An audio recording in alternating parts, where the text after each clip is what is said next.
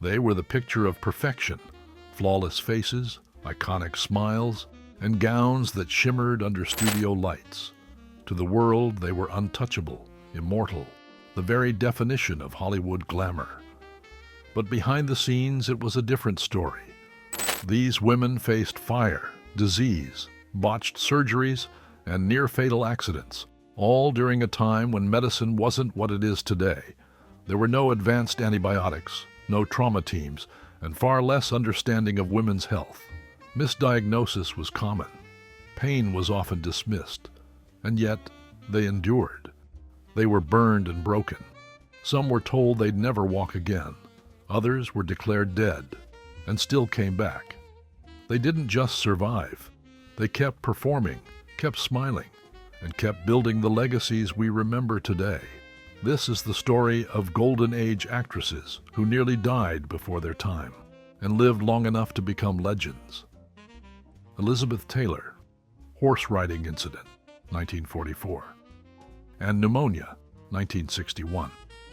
Elizabeth Taylor was the image of Hollywood perfection.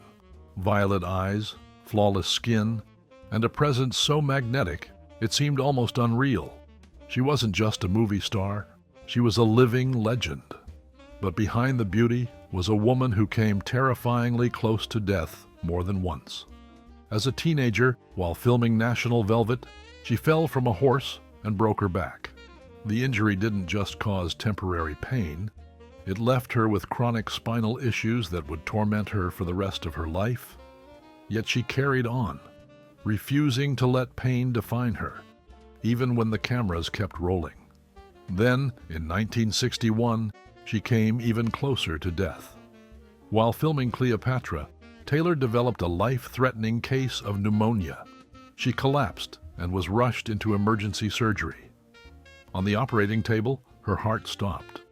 For several minutes, Elizabeth Taylor was clinically dead. Doctors performed an emergency tracheotomy, cutting open her throat in a desperate attempt to save her. It worked. She survived, but just barely. In an era with limited critical care, her survival was nothing short of miraculous. That same year, weakened but alive, she attended the Academy Awards and won the Oscar for Butterfield 8, a film she had openly disliked. Many believe she received the award out of sympathy for her near-death experience. Taylor herself admitted it, saying, "I think they gave it to me because they thought I was going to die." But she didn't die. She came back.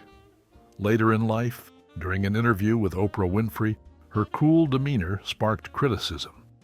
She seemed distant, disengaged. But Taylor later explained that her chronic back pain, a lingering consequence of that teenage injury, had been nearly unbearable that day. She wasn't being rude. She was suffering. Elizabeth Taylor endured broken bones, addiction, public scandal, and being declared clinically dead. And still, she shined. The violet eyes remained dazzling, but it was her strength, not just her beauty, that made her unforgettable. She didn't just survive.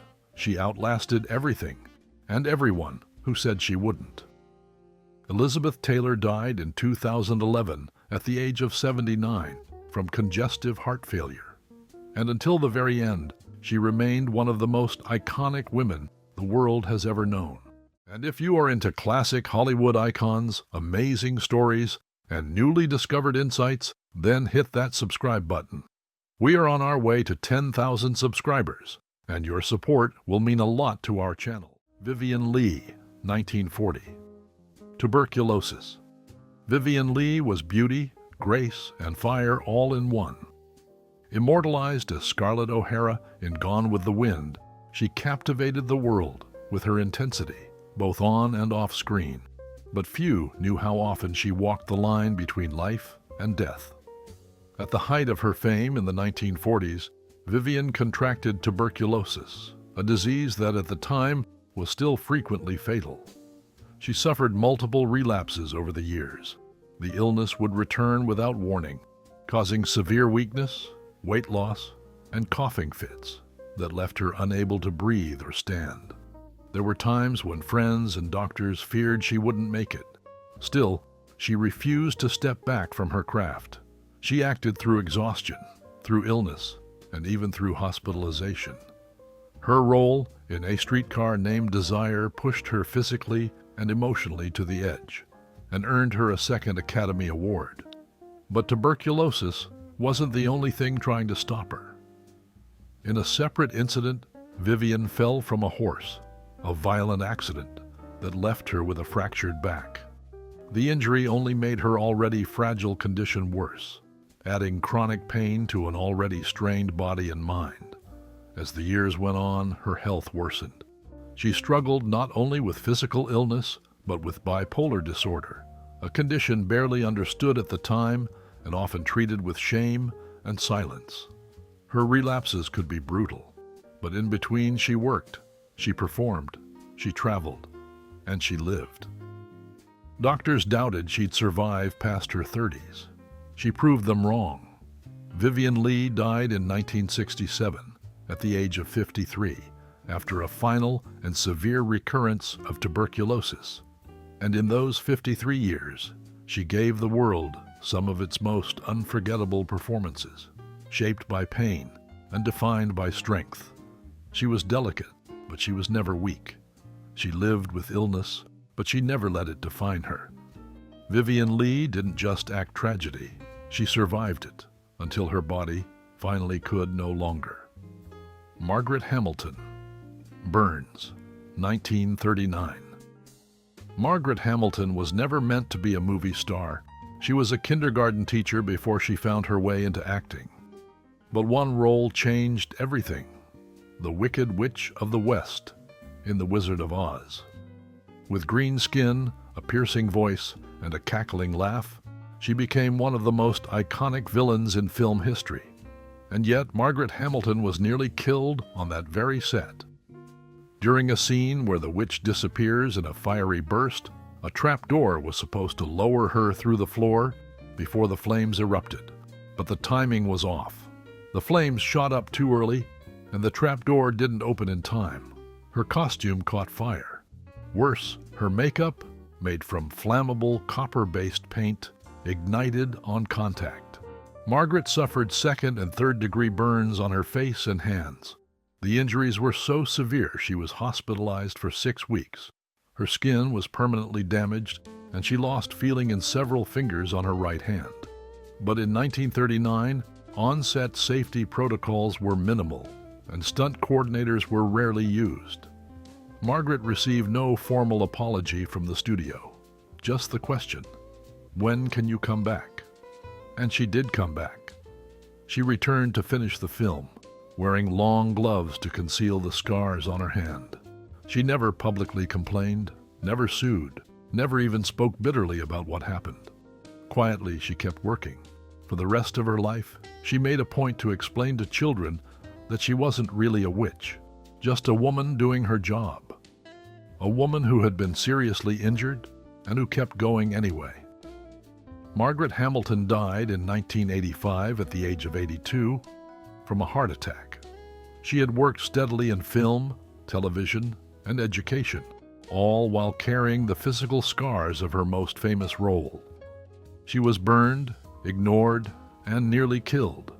But she finished the scene. Because she wasn't just playing strong, she was strong. Bette Davis, stroke, in 1983. Bette Davis wasn't just a movie star, she was a force of nature. Known for her sharp tongue, intense performances, and refusal to conform, she carved out a career on her own terms in an era that expected women to smile and stay quiet. But even the toughest icons face their limits. In 1983, while still actively working, Bette Davis suffered a massive stroke. It left her partially paralyzed on her left side and affected her speech. Just months later, she was diagnosed with breast cancer. For most people, especially in their 70s, this would have been the end of the road. But not for Bette. After surgery to remove the cancer and a long, grueling recovery from the stroke, she went back to work. Her physical appearance had changed. Her voice had changed, but her presence had not. She appeared in interviews, continued acting, and even authored books about her life and philosophy on survival. She once famously said, "Getting old is not for sissies." And she proved it. Long before her stroke, Bette had already experienced a lifetime of battles, fighting studio bosses, enduring toxic relationships, and weathering the brutal politics of Hollywood. But this was different. This time, it wasn't just her career at stake, it was her life. Yet she fought, not just to survive, but to remain relevant, working, and seen. Bette Davis died in 1989 at the age of 81 from breast cancer, the same disease she had beaten once before. Her health declined rapidly in her final months, but even then she remained characteristically outspoken and composed. She didn't go quietly, because she never did anything quietly. Bette Davis wasn't remembered for her beauty. She was remembered for her power. And in the end, her greatest role may have been herself. A woman who never stopped pushing, even when her body tried to push back. She was bruised, scarred, and weakened, but never broken. She lived, fought, and died on her own terms. And if you are into classic Hollywood icons, amazing stories, and newly discovered insights, then hit that subscribe button. We are on our way to 10,000 subscribers, and your support will mean a lot to our channel. Angela Lansbury survived Wabhu Astul bombings, 1940s, and escaped a house fire, 1970s. Angela Lansbury was elegance, intelligence, and warmth. Whether playing a glamorous mystery writer, a charming witch, or a calculating villain, she became a fixture of stage and screen for more than 7 decades. But long before she was beloved by generations, she had already stared down death more than once. In the early 1940s, as a child in London during World War II, Angela survived the Blitz, the relentless German air raids that destroyed entire neighborhoods. She and her family took shelter underground at night, not knowing if they'd live to see the next day. One of the bombings triggered a fatal heart attack in her grandfather, and the trauma of war left deep marks on her early life. Eventually, the family fled to the United States to escape the violence, a move that would change her life and quite possibly save it. But decades later, she would face danger again. In the early 1970s, Angela's Malibu home was engulfed in a sudden wildfire. The blaze moved fast. She, her husband, and their children had to flee with little warning. The house burned to the ground. They lost everything, but they made it out alive. She also endured emotional challenges many wouldn't have survived. In the late 1960s, her teenage daughter became involved with the Manson family and fell into drug use. Lansbury quietly moved her family to rural Ireland, away from Hollywood and its dangers. That decision saved her daughter's life, and may have saved Angela's too. Through war, fire, and family crisis, Angela Lansbury endured, always with dignity, always with grace. She continued working well into her 90s, becoming a household name thanks to Murder, she wrote. But behind the warm, clever smile of Jessica Fletcher was a woman who had survived bombs, flames, and emotional devastation. Angela Lansbury died in 2022 at the age of 96. She never sought attention for her strength. She just lived it, quietly, boldly, and beautifully. Ginger Rogers, near drowning on set, 1935. Ginger Rogers was grace in motion, a Hollywood darling, known for her effortless dancing, sparkling wit, and one of the most legendary screen partnerships of all time with Fred Astaire. She made it all look easy, but at one point, filming nearly cost her her life. In 1935, while shooting the film in person, Ginger filmed a scene in a water tank wearing a heavy, custom-made costume. The dress became waterlogged almost instantly, weighing her down like an anchor. As the cameras rolled, she began to sink. She couldn't breathe. She couldn't move. There were no stunt doubles, no water safety teams, and no divers standing by. In those days, actors were expected to endure dangerous stunts without complaint. Ginger thrashed beneath the surface until a crew member noticed something was wrong and dove in to pull her out. She was shaken, exhausted, and nearly unconscious. A few more seconds and she might have drowned right there on the studio lot.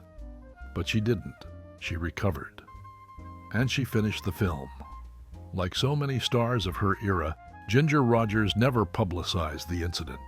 She didn't want sympathy. She wanted to keep working. And she did, for decades, becoming one of the most iconic actresses of her generation and winning an Academy Award for Kitty Foyle just 5 years later.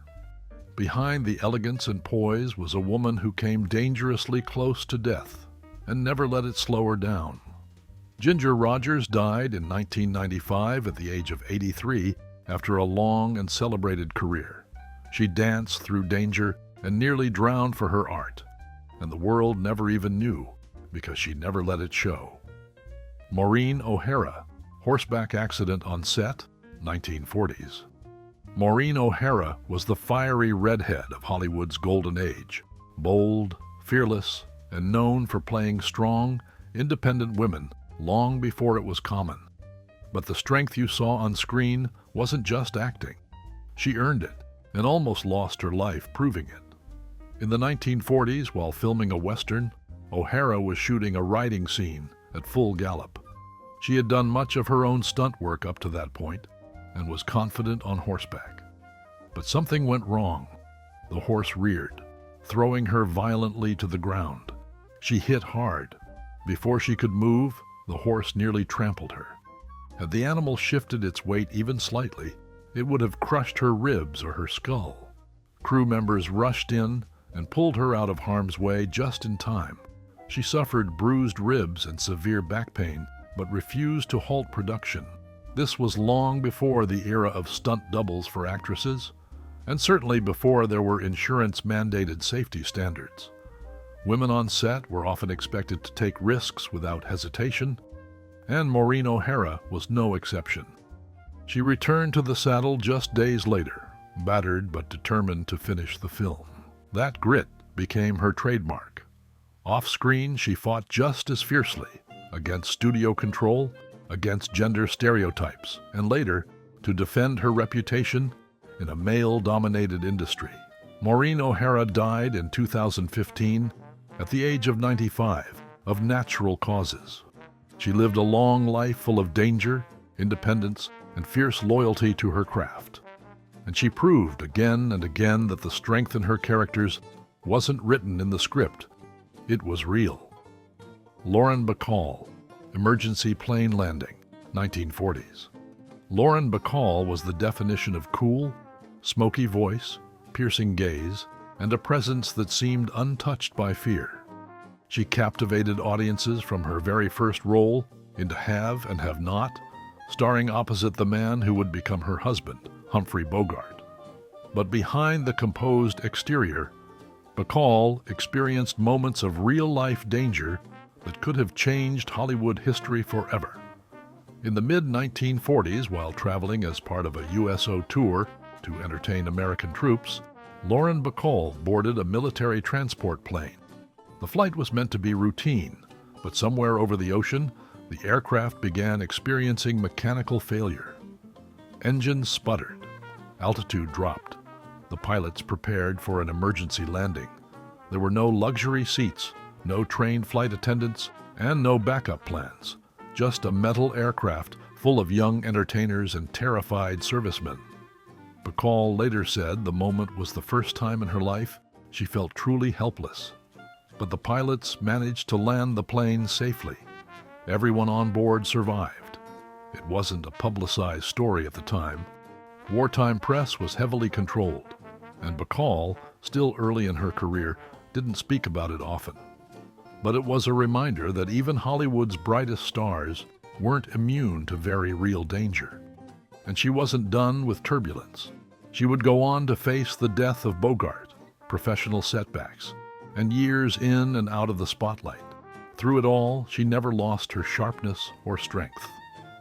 Lauren Bacall died in 2014 at the age of 89 after suffering a stroke.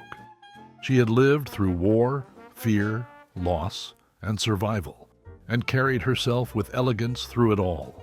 She once said, "You can't always be a leading lady, But she was one, in every sense, for nearly 9 decades.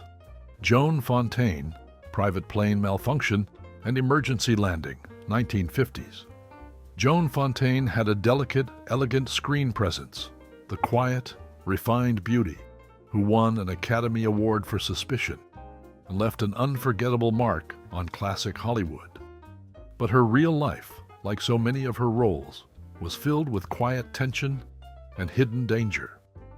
In the 1950s, while traveling to a personal engagement aboard a private plane, Joan experienced something few actors ever prepare for: engine failure mid-flight. The small aircraft began losing power while flying over mountainous terrain. The pilot, aware that there were no clear places to land and no commercial support nearby, had to make a split-second decision to attempt an emergency landing. There was no time for comfort or calm. The passengers were ordered to brace as the plane descended rapidly. The landing was rough, violent enough to cause bruises and minor injuries, but everyone on board survived. It could have ended very differently. The incident was never widely reported in the press. In those days, especially for women, vulnerability wasn't something publicists wanted to advertise. Joan continued her career as though nothing had happened, rarely mentioning the close call publicly, but it stayed with her. She was already known for her icy feud with her sister, actress Olivia de Havilland, and for her determination to make it on her own terms in a male-dominated industry. This brush with death only strengthened her reputation for calm under pressure. Joan Fontaine died in 2013 at the age of 96, peacefully in her sleep. She lived a long life that defied the fragile image so often assigned to her, and she carried herself with the same quiet courage that had saved her, both on screen and in the sky. Shirley Temple, life-threatening staph infection, 1940s. Shirley Temple was America's sweetheart, the child star who sang, danced, and dimpled her way through the darkest years of the Great Depression. But behind the cheerful songs and perfect curls was a young girl who, like many child stars, faced enormous pressure and at one point a fight for her life. In the early 1940s, after her childhood fame had begun to fade, Shirley Temple contracted a serious staph infection. At the time, antibiotics were still new, inconsistent, and not widely available to the public. What's now considered a treatable condition was, back then, often fatal. The infection spread quickly, causing a dangerously high fever and swelling that alarmed doctors. Her condition worsened over several days. It became clear to her family and physicians that she might not survive. Thanks to early intervention and what few antibiotics were available at the time, Shirley began to recover. It was a slow and painful process, but she survived and re-emerged with the same resilience that had made her a household name. She never made a full comeback in film, but she found a second life in public service. She became a U.S. ambassador, a representative to the United Nations, and a global humanitarian, a rare child star who successfully reinvented herself. Shirley Temple died in 2014 at the age of 85 from chronic obstructive pulmonary disease, COPD. She had faced disease, public scrutiny, and the collapse of her fame, and somehow emerged with grace and strength. Her childhood may have made her famous, but her survival and her reinvention made her extraordinary. They were more than glamorous faces in black and white films. They were survivors. In an era when women were expected to be silent, beautiful, and replaceable, these actresses lived through fires, falls, failed surgeries, infections, and near death on studio lots, in hospitals, and in war zones. And they kept going. They nearly drowned. They were burned. They were misdiagnosed. They were dismissed. And still, they showed up. They performed. They created art that outlived them. Many endured these traumas in silence, hiding the pain behind perfect smiles. Some were never believed. Some were nearly forgotten. But their strength was real, and it was written not just in scripts, but in scars. They weren't just stars. They were women who fought for their lives and won. And because they lived, the golden age of Hollywood lived too. If you found these stories powerful, please like, subscribe, and turn on notifications. We have more untold Hollywood history coming soon. Which of these actresses' stories surprised you the most? Let us know in the comments. And don't miss the next episode, The Golden Age Actors Who Cheated Death.